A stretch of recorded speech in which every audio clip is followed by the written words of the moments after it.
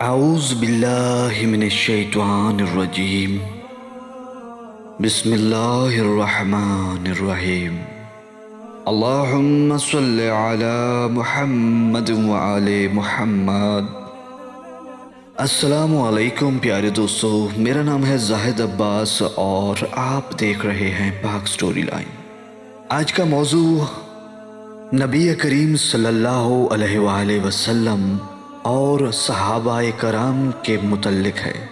مجھے امید ہے ہر ویڈیو کی طرح یہ ویڈیو بھی آپ کو ضرور پسند آئے گی۔ اپنی خوبصورت سی رائے کامنٹ باکس میں دینا ضرور یاد رکھیے گا۔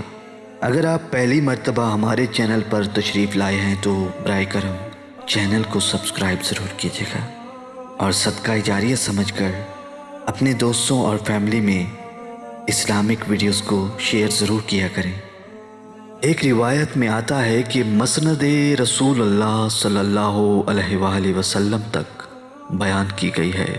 ایک دن رسول کریم صلی اللہ علیہ وآلہ وسلم اپنے اصحابہ کرام کے پاس تشریف فرما تھے۔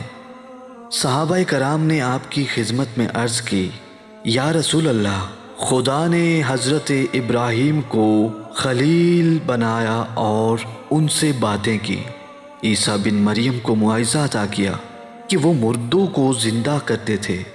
خدا کریم نے آپ کو کیا چیز عطا کی ہے؟ آپ نے صحابہ کی یہ بات سن کر مسکرائے اور فرمایا، اگر خدا نے حضرت موسیٰ علیہ السلام کے ساتھ پردے میں رہ کر بات کی ہے تو میرے ساتھ بالمشافہ گفتگو فرمائی۔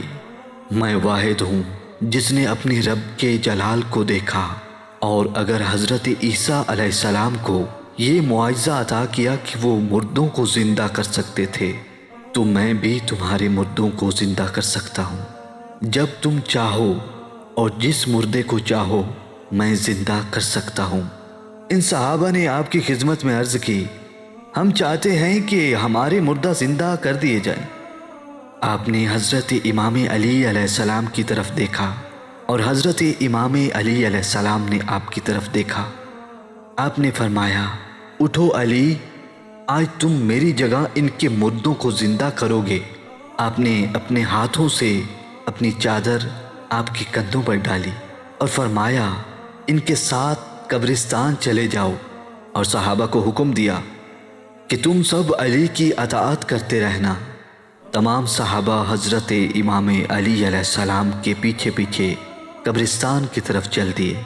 جب مقام خاص پر پہنچے تو آپ علی علیہ السلام نے اہل القبور کو سلام کیا اور ان کے حق میں دعا فرمائی۔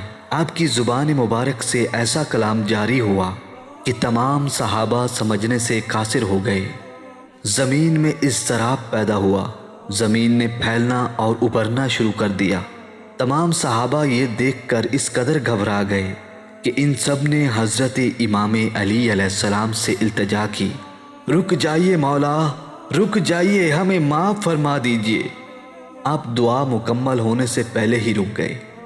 یہ صحابہ رسول خدا صلی اللہ علیہ وآلہ وسلم کی خدمت میں حاضر ہوئے اور عرض کرنے لگے، یا رسول اللہ، ہمیں بخش دیجئے، ہمیں معاف کر دیجئے، ہم سے غلطی ہو گئی۔ نبی کریم صلی اللہ علیہ وآلہ وسلم نے فرمایا، کیا تم شک کرتے ہو کہ میں اللہ کا نبی نہیں ہوں؟ کیا تم شک کرتے ہو کہ اللہ نے مجھے وہ طاقت عطا نہیں کی؟ آج مجھے تمہارے ایمان پر بہت افسوس ہوا۔ کیا تمہیں اللہ کے رسول پر بھروسہ نہیں تھا؟ کیا تمہیں بروز محشر پر ایمان نہیں تھا؟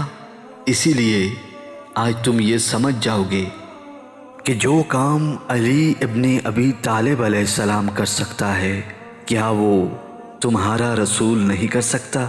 خدا تمہیں ہدایت دے اور خدا تم پر قیامت کے روز رحم فرمائے، کیونکہ تم لوگوں نے اللہ پر جرأت کی ہے۔